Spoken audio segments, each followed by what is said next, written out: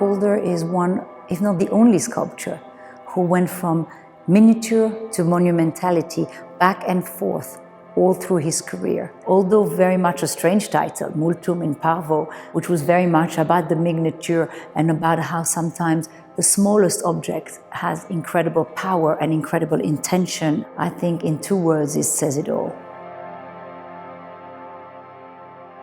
One of my favorite sculptures in this exhibition is the Stabile Mobile, created with that very beautiful stone as a counterweight. And that stone gives balance, grounding, strength to something that's completely ethereal. We very rarely talk about how important the air is in all of his sculpture and how they sort of find a movement and a life of their own.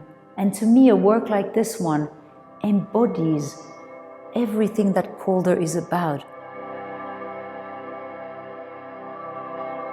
Calder has this monumentality about them, but these are in juxtaposition very small works. The space was sort of derived in function of trying to not compete with the Calder. One way was to sort of elevate on a grid these platforms, a little bit like lily pads, as you can see here.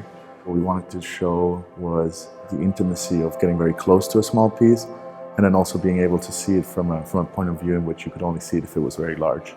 Hence the mirror, so that you can look underneath it, as if you were standing underneath it. Calder's relationship to everything that he made was full dedication. Having to devise the final size in a space of a work of art is actually not easy. By far the most important work is my grandmother's gift in the cigar box. We don't often lend it, but we lent it for the show because of the connection back to Calder's circus, where he would unpack his valises and perform his work. In fact, it was something that inspired Duchamp to make his valise, where he would travel around with a miniature exhibition. And then conversely, my grandfather made a little miniature exhibition for my grandmother. And that was a resonance from him.